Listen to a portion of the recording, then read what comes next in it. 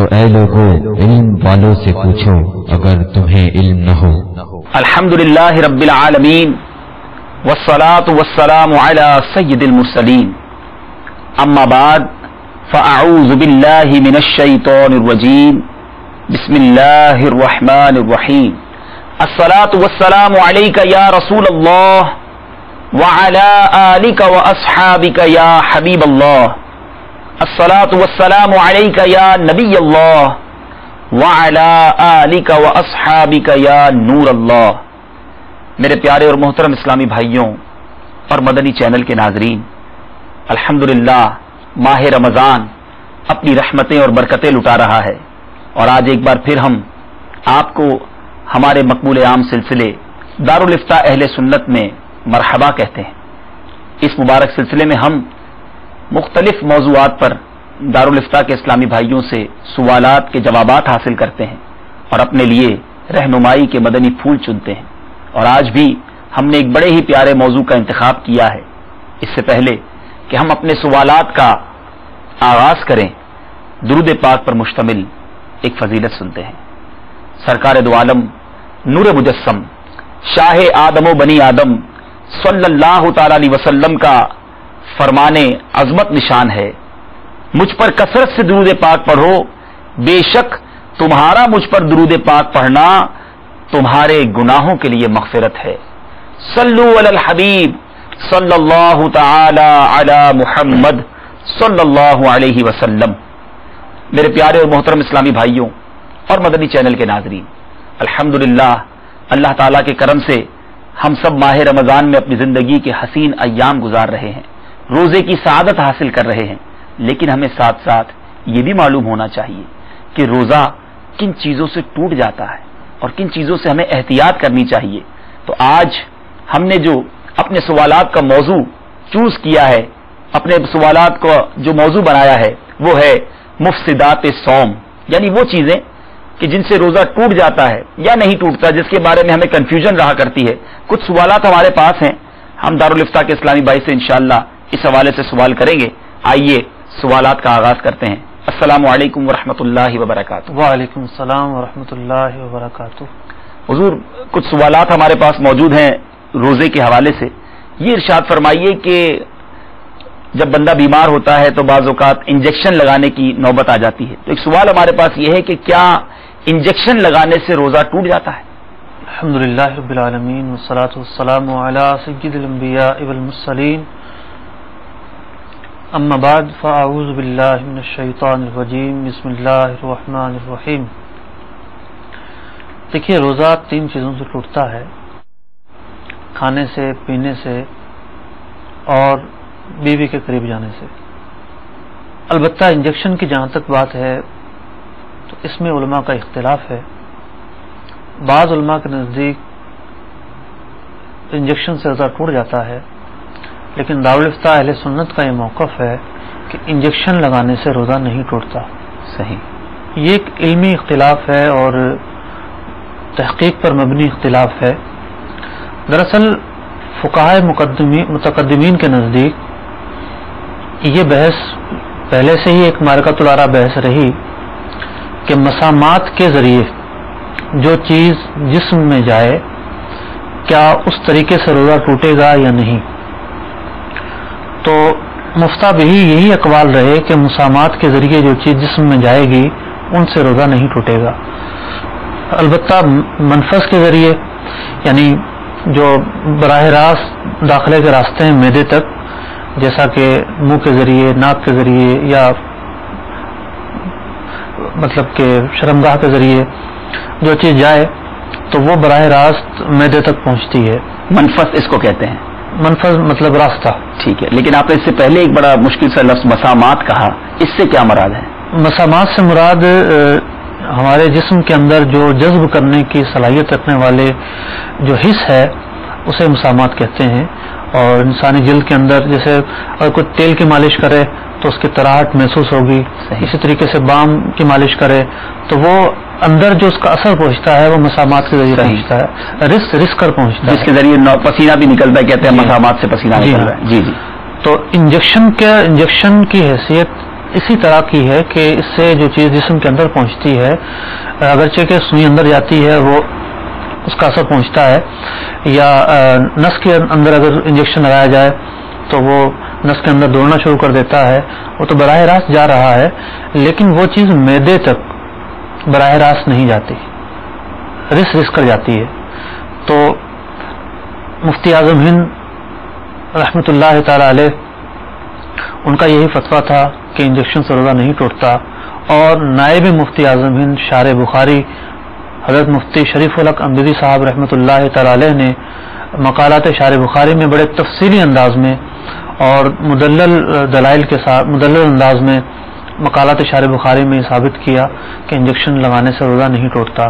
اسی طریقے سے مفتی جلال الدین امجدی رحمۃ اللہ تعالی علیہ نے فتاوی فیض رسول میں تفصیلی طور پر کلام کیا کہ انجیکشن لگانے سے روزہ نہیں ٹوٹتا۔ ماشاءاللہ بہت تفصیلی اور کئی حوالہ جات کے ساتھ آپ نے جواب ارشاد فرمایا، لیکن حضور یہ ارشاد فرمایا کہ ایک تو انجیکشن ہوتا ہے جس سے بیماری دور ہوتی ہے، اور ایک انجیکشن ہوتا ہے جس سے تقویت مل جاتی ہے، آئرن کے انجیکشن ہوتے ہیں، خوراک کے انجیکشن ہوتے ہیں، تو کیا روزے میں وہ لگانے سے بھی روزہ نہیں ٹوٹے گا؟ دیکھیے انما الاعمال بالنیات، اعمال کا دار و مدار نیتوں پر ہے۔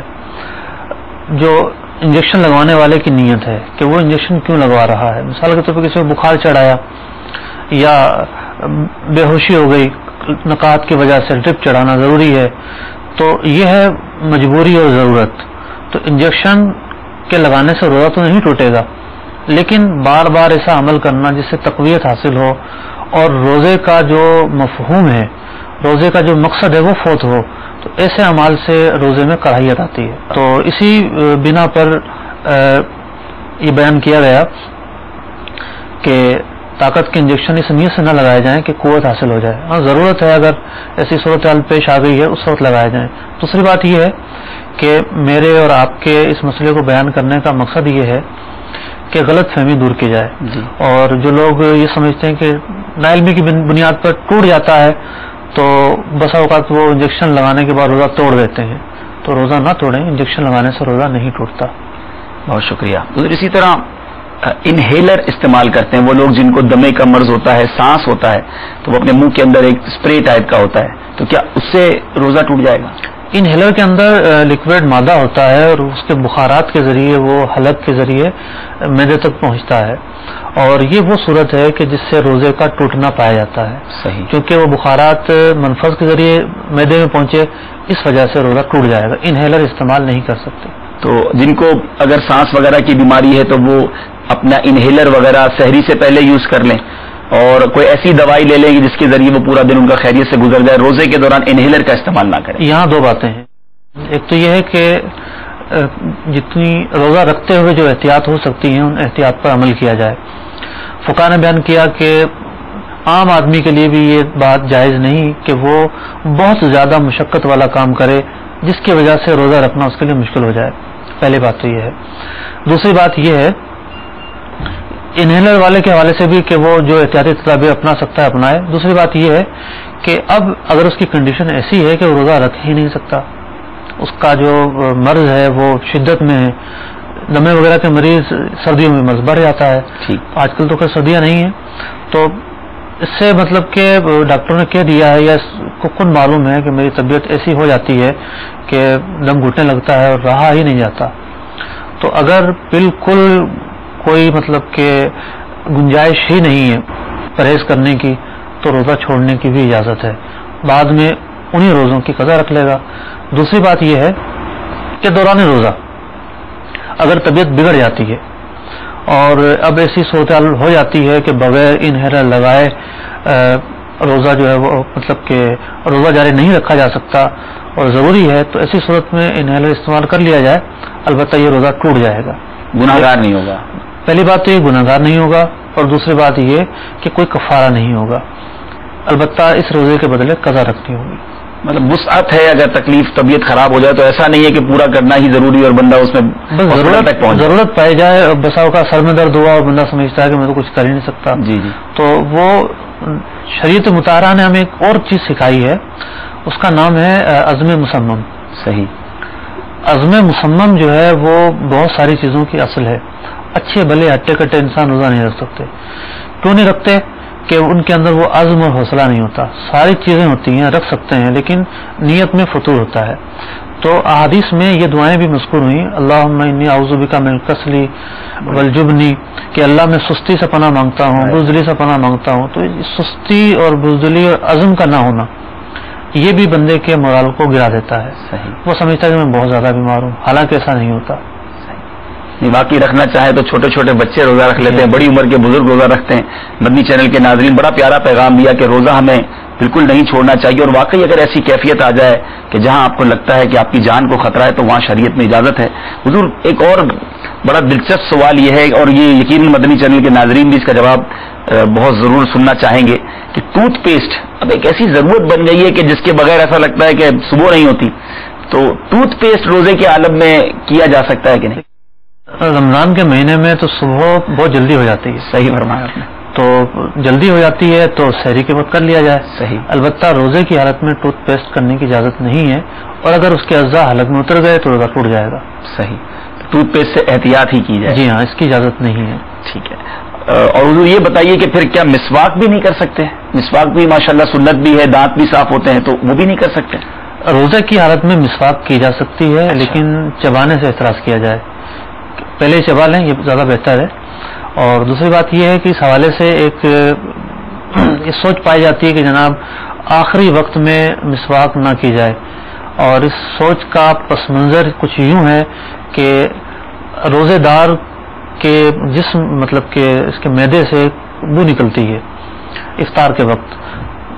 دراصل وہ بھوک کے وقت نکلنے والی ایک کیفیت ہے، ایک بو ہے اور ایک ذائقہ ہے. احادیث میں فرمایا گیا کہ یہ جو بو ہے اللہ کے ہاں مشک سے زیادہ پسندیدہ ہے. سبحان اللہ.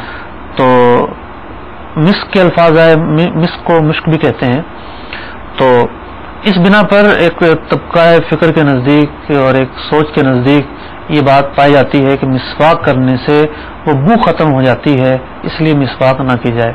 لیکن تحقیق یہ ہے کہ وہ بو دراصل معدے سے نکلتی ہے، اور مسواک کا تعلق ہے دانتوں سے، منہ کی گندگی دور ہوتی ہے. تو مسواک کرنے سے وہ بو ختم نہیں ہوتی، اس کا تعلق بھوک سے ہے، وہ بو برقرار رہتی ہے. تو مسواک صبح کے وقت بھی کر سکتے ہیں، افطار سے پہلے بھی کر سکتے ہیں، دن کے درمیانی حصے میں بھی کر سکتے ہیں، اجازت ہے. بلکہ امیر اہل سنت کے مدنی مذاکروں میں تو آپ نے فرمایا کہ اگر منہ میں بو ہے تو مسجد میں آنا منع ہے، تو منہ تو صاف کرنا ہی ہوگا، اور مسواک کریں یا اپنے منہ کو اچھے انداز سے صاف کریں. عام طور پر روزے کی حالت میں اگر صبح میں کر لیا جائے تو منہ میں بو جو ہے وہ اس وقت آتی ہے کہ جب کوئی چیز کھا پی کر پیاز کھائے اور بغیر صاف کی مسجد میں آ گئے. صحیح فرمایا. تو روزے کی حالت میں اگر صبح صاف کر دیا ہو اچھے انداز میں تو پھر وہ پورا دن صحیح گزر جائے گا. تو الحمدللہ یہ ہمیں پتا چلا کہ مسواک الحمدللہ روزے کے عالم میں کی جا سکتی ہے. ایک اور بڑا کامن سا سوال تھا حضور کہ یہ وکس بام وغیرہ جو ہوتے ہیں وہ استعمال کرنا ہوتا ہے بعض اوقات، تو اس کی خوشبو بھی کافی ہوتی ہے، تو کیا وہ استعمال کیا جا سکتا ہے؟ بیرونی اگر استعمال ہے بام کا، مطلب کہ اس کا ایک استعمال یہ بھی ہوتا ہے کہ ناک میں لے کے سونگھتے ہیں، میں اس کی بات نہیں کر رہا.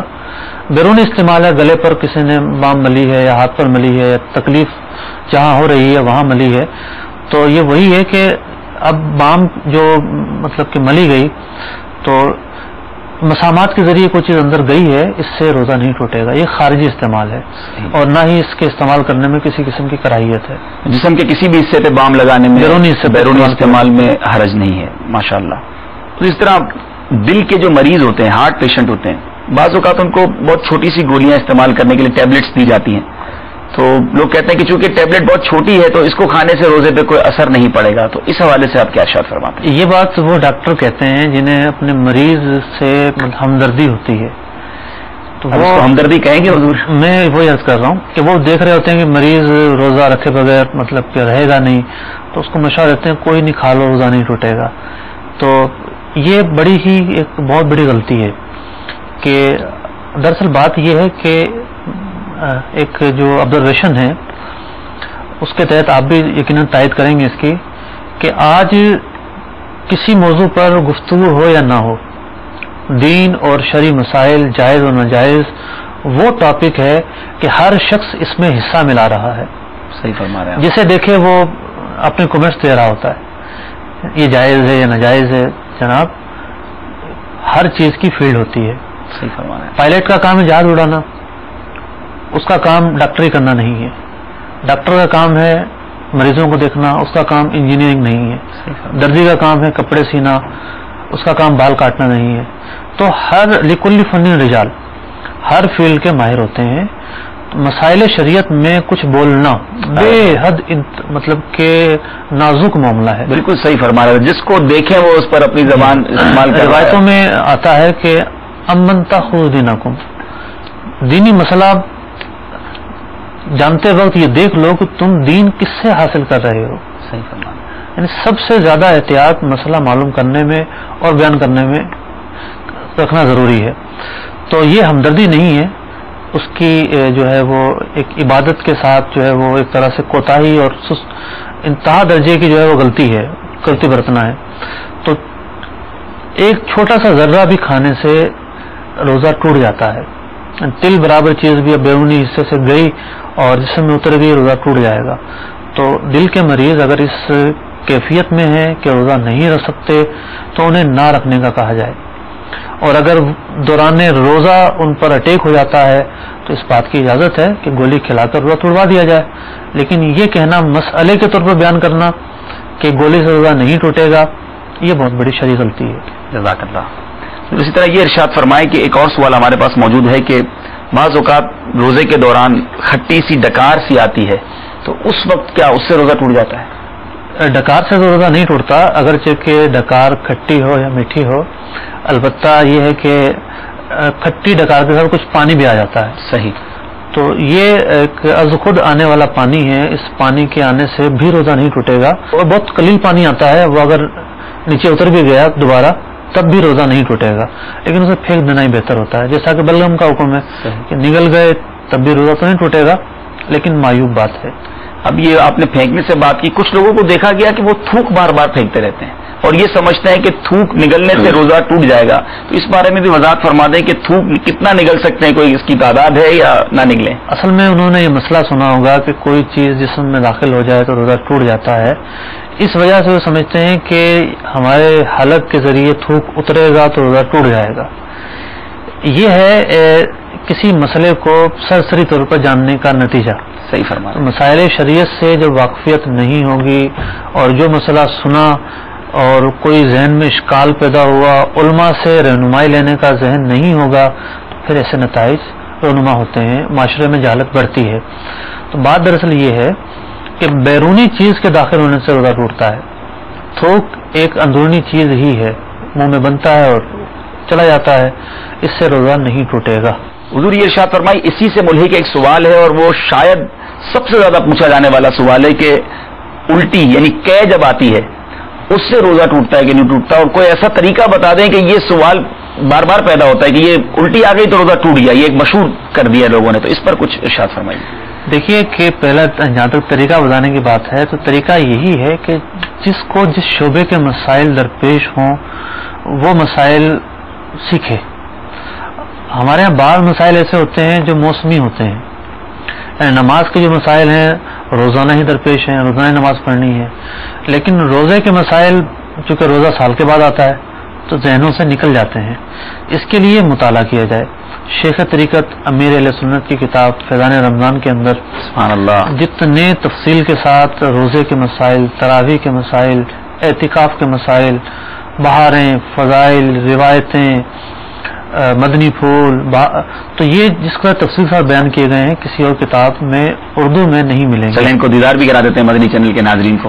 مفتی صاحب نے جس طرح ہمارے دارالفتہ کے اسلام بھائی نے بتایا کہ امیر اہل سنت کی کتاب فیضان رمضان اگر اب تک آپ نے نہیں پڑھی، دنیا میں آپ جہاں کہیں بھی ہیں، واقعی اردو زبان کے اندر اتنی آسان انداز میں اور اس قدر تفصیل کے ساتھ جو مسائل اور ماشاءاللہ باتیں آپ کو ملیں گی، بہت کچھ ہے اس کے اندر.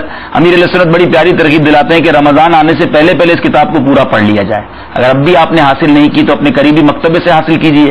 دنیا میں جہاں کہیں آپ ہیں ویب سائٹ پر چلے جائیں دعوت اسلامی کی www.dawatislami.net پر. الحمدللہ یہ پوری کتاب ویب سائٹ پر موجود ہے، آپ یہ پوری کتاب ویب سائٹ پر ریڈ بھی کر سکتے ہیں. جی حضور آپ کچھ ارشاد فرما رہے تھے. تو ایک تو یہ ہے کہ فیضان رمضان کا مطالعہ کیجیے.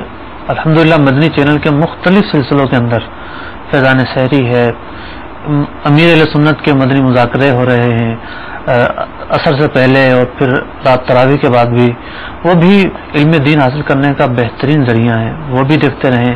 لیکن ایک اور چیز ہے کہ یہ دارالفتہ ریسٹورنٹ کا سلسلہ ہے، وہ چیز یہ ہے کہ اصل معلومات ہونی چاہیے وہ چیز درپیش ہونے سے پہلے۔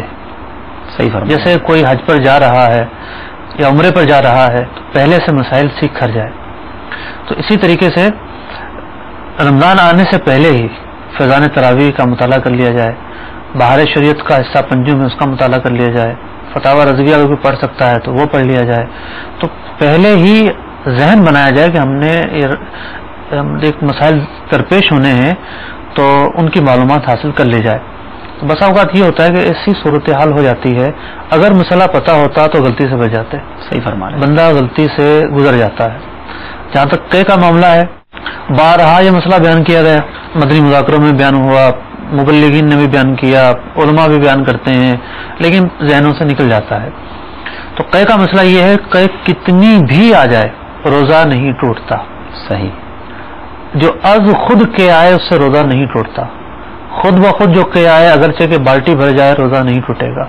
لیکن اگر کوئی خود جو ہے وہ قے کرے، خود کرنے سے مراد یہ کہ انگلی وغیرہ ڈالے اور تکلف کے ساتھ یہ چاہے کہ قے آئے اور اس کے بعد وہ قے آ جائے، اگر وہ منہ بھر آئی ہے تب روزہ ٹوٹے گا، ورنہ روزہ نہیں ٹوٹے گا۔ صحیح۔ حضور اسی طرح ایک اور بڑا اہم سوال یہ ہے کہ خون نکل آتا ہے جسم کے کسی حصے سے، زخم ہو جائے، خون نکلنے سے روزہ ٹوٹ جاتا ہے؟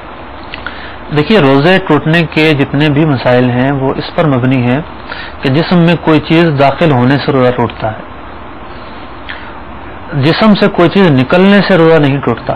واہ سبحان اللہ۔ جیسا کہ ہم نے ابھی قے کے متعلق سنا کہ از خود جو کہ آ رہی ہے روزہ نہیں ٹوٹے گا، اسی طریقے سے پیشاب پخانہ بھی تو جسم سے نکلتا ہے، تو خون بھی اگر جسم سے نکل آتا ہے، چوٹ لگ جاتی ہے، زخمی ہو جاتے ہیں، تو خون نکلنے سے روزہ نہیں ٹوٹتا۔ صحیح، الحمدللہ آپ نے بڑی اچھی وضاحت فرما دی کہ جسم سے باہر جو چیز نکل رہی ہے تو اس سے روزہ نہیں ٹوٹتا۔ اگر یہ یاد رکھیں گے تو کافی چیزیں آسان ہو جائیں گی۔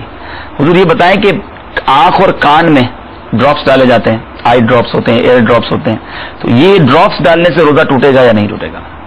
فقہا نے بیان کیا کہ آنکھ اور کان میں کوئی چیز داخل کرنے سے جو روزہ ٹوٹنے کے مسائل ہیں، ٹوٹے گا یا نہیں ٹوٹے گا، اس کا معاملہ خالصتاً ایک میڈیکل معاملہ ہے، طبی معاملہ ہے۔ اگر یہ ثابت ہو جائے کہ کان اور حلق کے درمیان سوراخ ہے، کوئی باریک سا بھی سوراخ ہے، تو ضرور روزہ ٹوٹنے کا حکم دیا جائے گا۔ اگر یہ ثابت ہو جائے کہ آنکھ میں کوئی چیز، آنکھ اور حلق کے درمیان سوراخ ہے، تب بھی روزہ ٹوٹنے کا حکم دیا جائے گا۔ اب تک جو مسائل بیان کیے جاتے تھے کچھ عرصہ پہلے تک، وہ یوں بیان کیے جاتے تھے کہ کان میں کوئی چیز چلی جائے، یعنی تیل ڈالا جائے، دوا ڈالے جائے تو روزہ ٹوٹ جائے گا۔ آنکھ کے متعلق یہ بیان کیا جاتا تھا کہ آنکھ میں دوا ڈالنے سے روزہ نہیں ٹوٹے گا۔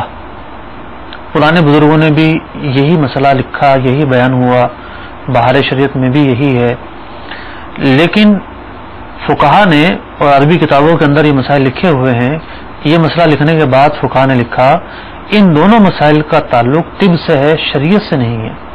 شریعت نے تو ایک قانون بیان کر دیا کہ جو چیز براہ راست داخل ہو روزہ ٹوٹ جائے گا۔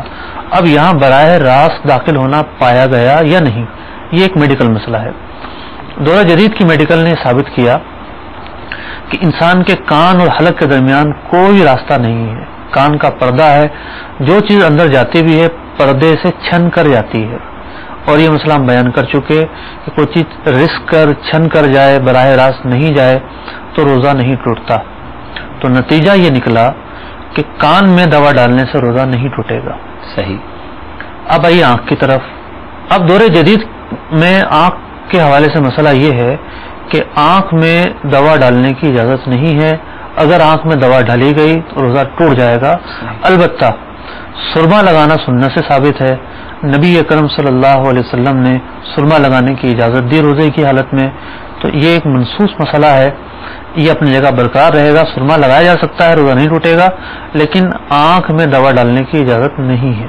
بڑا کلیئر کر دیا آپ نے کہ یہ ایک میڈیکل کے طور پہ بھی چیک کر لیا گیا ہے. لیکن یہاں ایک اور مسئلہ جی شاید فرمائیے. کہ میں نے عرض کیا کہ کان میں دوا ڈالنے سے روزہ نہیں ٹوٹے گا. علماء اہل سنت کا اختلاف موجود ہے اب بھی اس میں. اور روزہ ایک عبادت ہے اور عبادات میں احتیاط زیادہ بہتر ہے. تو احتیاط اور بہتر یہ ہے کہ نہ ہی ڈالا جائے. آنکھ میں بھی نہ ڈالا جائے, کان میں بھی نہ ڈالا جائے. مطلب کہ آنکھ میں تو اختلاف نہیں رہا جی.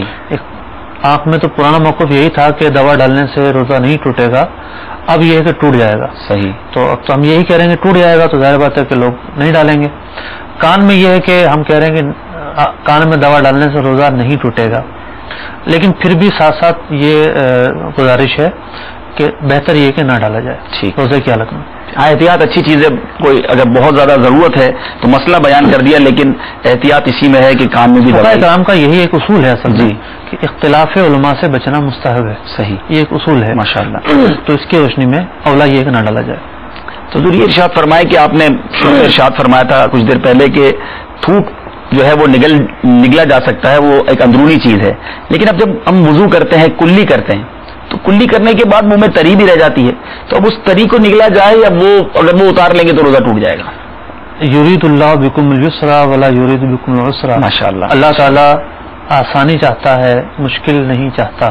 تو بات یہ ہے کہ بظاہر تو کلی جبکہ ایک بیرونی چیز منہ میں ڈالی گئی پانی اور کلی کی کچھ نکل گیا, تری باقی رہ گئی.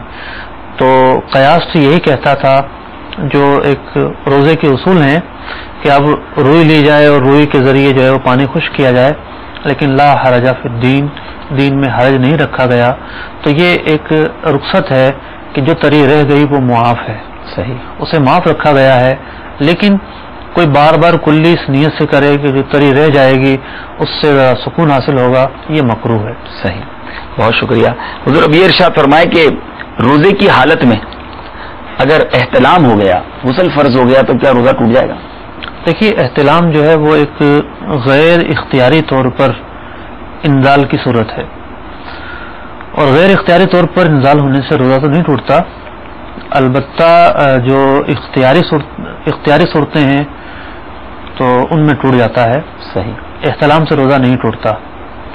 دوسری بات یہ ہے کہ اب روزے کی حالت میں جب غسل کی حاجت پیش آئی تو اب کرنا کیا ہے. ایک بہت بڑا طبقہ ہے عوام کا جس میں یہ بات مشہور ہے کہ اگر ایسا ہو جائے تو غسل کر لیا جائے, لیکن کلی نہ کی جائے, ناک میں پانی نہ چڑھایا جائے, بلکہ افطار کے بعد یہ معاملات کیے جائیں. غرغرہ بھی نہ کیا جائے, یہ بھی کہتے ہیں. جی یہ تو صحیح کہتے ہیں. اگر غرغرہ کرنا اس وقت سنت ہے جب روزہ نہ ہو. لیکن اگر کسی نے ایسا ہی کیا, مثال کے طور پر 9-10 بجے اٹھا اور غسل کی حاجت تھی, اس نے کلی نہیں کی, ناک میں پانی نہیں ڈالا اور افطار کے وقت تک نہیں کیا, بقیہ جسم پر پانی بہا لیا, اب ظہر کی نماز پڑھی, عصر کی نماز پڑھی, تو نہ اس کی ظہر کی نماز ہوئی نہ عصر کی نماز ہوئی. تو کیا حضور غسل میں کلی کرنا اور ناک میں پانی چڑھانا ضروری ہے؟ غسل میں کلی کرنا فرض ہے. صحیح, ناک میں پانی ڈالنا چڑھانا بھی فرض ہے. لگے ہاتھ تو حضور اگر غسل کے فرائض بھی بتا دیں ہمارے مدنی چینل کے ناظرین کے لیے. غسل کے 3 فرائض ہیں. صحیح, ناک میں پانی چڑھانا, کلی کرنا اور پورے جسم پر پانی بہانا. ماشاءاللہ. جسم کا بال برابر حصہ بھی جو بیرونی حصہ ہے وہ سوکھا نہ رہے. بغلوں کے نیچے اگر بیٹھ کر نہا رہے ہیں تو ٹانگوں کے درمیان, ران اور پنڈلی کے درمیان, پیٹ پر سلوٹیں ہیں تو ان سلوٹوں میں ناف کو دیکھ لیا جائے, کوئی جسم کا حصہ خشک نہ رہ جائے. تو میں یہ عرض کر رہا تھا کہ بعض لوگ یہ سمجھتے ہیں کہ کلی کرنے سے اور غسل میں ناک میں پانی چڑھانے سے روزہ ٹوٹ جاتا ہے. یہ غلط فہمی ہے. اگر کلی نہیں کریں گے, ناک میں پانی نہیں چڑھائیں گے, جنابت کی نحوست برقرار رہے گی اور اس دوران نمازیں پڑھی تو نمازیں بھی نہیں ہوں گی. یہ غلط فہمی پیدا کیسے ہوئی؟ جی, یہ غلط فہمی پیدا یوں ہوئی کہ جب غسل کے مسائل اور فرائض بیان کیے جاتے ہیں تو یہ کہا جاتا ہے کہ جناب آپ غرغرہ بھی کر لیں اور ہو سکے تھوڑا سا پانی بھی پی لیں تاکہ حلق تک پانی پہنچ جائے. تو ناک میں پانی چڑھانے کے حوالے سے کہا جاتا ہے کہ جناب ناک کا کوئی حصہ خشک نہ رہ جائے, تھوڑا سا پانی سونگھ لیں. تو اب لوگ یہ سمجھتے ہیں کہ پانی سونگنے سے تو حلق میں اتر جائے گا اور گلگلا کرنے سے تو روزہ ٹوٹ جائے گا، لہذا یہ دونوں اعمال روزے میں نہ کیے جائیں۔ گرگرا کرنے والی بات تو ایک الگ چیز ہے، اور ناک میں جو پانی سونگنے والا مسئلہ ہے یہ بطور احتیاط بیان کیا جاتا تھا، لیکن جب روزہ ہے تو پانی سونگنے کی اجازت نہیں ہے۔ جو ناک کا نرم حصہ ہے، دو حصے ناک کے، ایک سخت حصہ اور ایک نرم حصہ، تو نرم حصے میں پانی پہنچنا ضروری ہے۔ چلی میں پانی لیا اور ناک پر اگر رکھ دیا، اگر ناک میں میل وغیرہ نہیں ہے، امید ہے کہ وہ نرم حصے میں پہنچ جاتا ہے۔ صحیح، میل وغیرہ چھڑوا لیا جائے پہلے، تو ناک میں بھی پانی ڈالا جائے اور کلی بھی کی جائے۔ جب وضو میں کلی کرتے ہیں تو غسل میں کرنے میں کیا حرج ہے؟ وضو میں کلی بھی کرتے ہیں، ناک میں پانی بھی چڑھاتے ہیں۔ جی ہاں، یہ دونوں باتیں وہاں سنت ہیں، غسل میں فرض ہے۔ صحیح۔ یہ غسل کے حوالے سے یہ بھی فرمائے کہ اگر کسی کا روزہ شروع ہو گیا، یعنی یوں سمجھ لیں کہ سحری کا وقت ختم ہوا اور اب اس پر غسل فرض ہے، تو اگر ناپاکی کے عالم میں روزہ شروع ہوا تو کچھ لوگ یہ بھی کہتے ہیں کہ اب وہ روزہ نہیں ہوا کیونکہ شروع ہی ناپاکی کے عالم میں ہوا۔ دیکھیے، جو جنابت ہے اس کا روزے سے تعلق نہیں ہے۔ صحیح۔ روزہ 3 باتوں سے رکنے کا نام ہے، وہ تو پائی گئی، تو یہ ہے کہ جنابت کو دور کرنا ضروری ہے، اور اگر نماز کا وقت آ جائے تو فرض ہے، تو اس سے روزے پر تو اثر نہیں پڑے گا۔ البتہ ایک اور سوال ہے جو لوگ پوچھتے ہیں عام طور پر، وہ یہ ہے کہ جب سحری کے وقت اٹھے اور غسل کی حاجت تھی، اب کیا کیا جائے؟ پہلے سحری کریں یا غسل کریں؟ وقت بھی کم ہے، تو اس کی 2 صورتیں ہیں۔ تو یہ جو آپ نے ارشاد فرمایا کہ وقت کم ہے، اگر وقت کم ہے تو پہلے سحری کر لی جائے اور پھر غسل کر لیا جائے۔ صحیح، ظاہر بات ہے فجر کی نماز میں کافی وقت ہوتا ہے، ٹھیک ہے، اور اگر وقت میں وسعت ہے تو پہلے غسل کر لیں اور اس کے بعد سحری کر لیں۔ ماشاء اللہ، بہت اچھے انداز سے آپ نے ہماری رہنمائی فرمائی۔ حضور، ایک بڑا پیارا سا سوال ہمارے پاس ہے کہ روزے کے بارے میں یہ جو کہا جاتا ہے کہ بھول کر کھا پی لینے سے روزہ نہیں ٹوٹتا، لیکن خطا کی بنا پر کھا پی لینے سے روزہ ٹوٹ جاتا ہے، یہ بھول اور خطا میں فرق کیا ہے؟ دیکھیے، بھول تو یہ ہے کہ روزے دار ہونا یاد نہ ہو، جی، صرف اس کی ایک جزی پائی جاتی ہے کہ روزے دار ہونا یاد نہ ہو اور وہ افعال کر لیے جن سے روزہ ٹوٹ جاتا ہے۔ لیکن خطا کا ایک بڑا وسیع مفہوم ہے۔ خطا میں روزے دار ہونا تو یاد ہوتا ہے، لیکن غلطی سے وہ کام ہو جاتا ہے جس سے روزہ ٹوٹ گیا۔ مثال کے طور پر کسی نے منہ پر چھینٹا دیا پانی کا منہ دھونے کے لیے، اور منہ اس کا کھلا تھا اور وہ پانی اس کے حلق سے اتر گیا، تو اسے روزے دار ہونا تو یاد تھا، لیکن وہ پانی ڈال منہ پر رہا تھا، وہ حلق کے اندر چلا گیا۔ اسی طریقے سے کوئی شخص ہے، وہ منہ کھول کر لیٹا ہوا تھا، اوپر سے پانی گیا اور حلق سے اتر گیا۔ خطا کی بہت ساری مثالیں ہیں، لیکن بھول یہ ہے کہ روزے دار ہونا یاد نہ ہو۔ تو خطا کی صورت میں روزہ ٹوٹ جائے گا، بھول کی صورت میں روزہ نہیں ٹوٹے گا۔ ہاں، یہ اب حکم میں فرق ہے جی، کہ بھول کر اگر کوئی چیز کھا پی لی یا وہ کام کر لی سے روزہ ٹوٹ جاتا ہے تو روزہ نہیں ٹوٹے گا، اللہ تعالیٰ نے بھول کو معاف فرمایا ہے۔ لیکن خطا کی وجہ سے جو روزہ مطلب کہ خطا کی وجہ سے اگر یہ افعال کیے تو روزہ ٹوٹ جائے گا۔ اچھا، تو پھر یہ جو ایک حدیث پاک کا مفہوم اس طرح کا ہے کہ میری امت کو بھول اور خطا معاف ہے، تو پھر اس حدیث کا معنی کیا ہوگا کہ آپ فرما رہے بھول سے تو روزہ نہیں ٹوٹتا، خطا سے ٹوٹ جاتا ہے، تو یہ جو معاف ہے اس کی کیا صورت بنے گی؟ بلا شبہ رسول اکرم صلی اللہ علیہ وسلم نے فرمایا کہ میری امت سے خطا اور بھول کو معاف کیا گیا ہے۔ اس سے مراد یہ ہے کہ یہ حدیث اپنی جگہ پر برقرار ہے، خطا کے ذریعے بھی جو ہم روزہ ٹوٹنے کا حکم دے رہے ہیں، اس میں گناہ گار ہونے کا حکم نہیں دیا جا رہا۔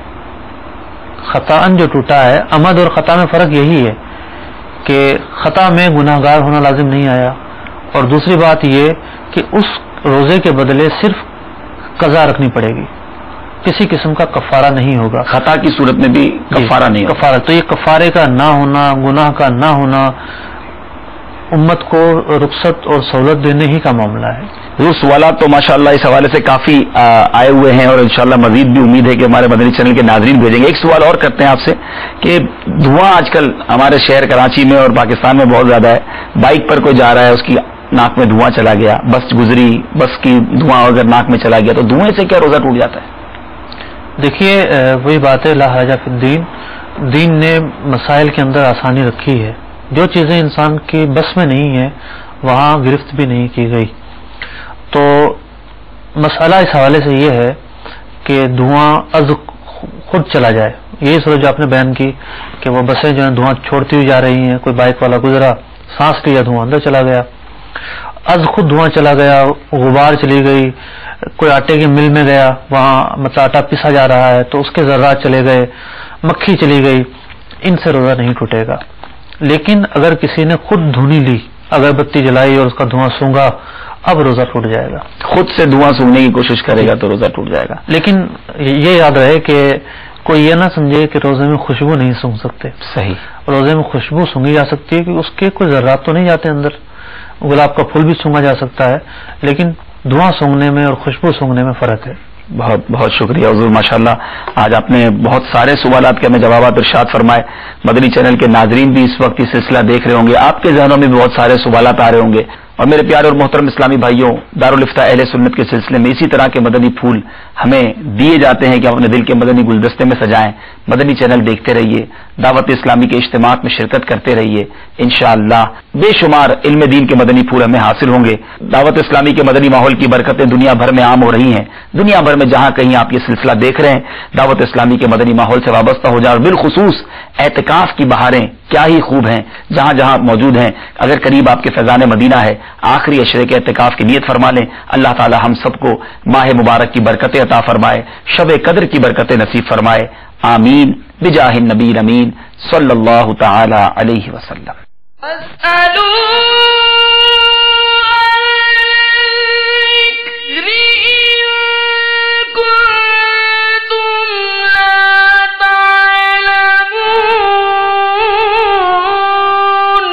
तो ऐ लोगों, इल्म वालों से पूछो अगर तुम्हें इल्म न हो।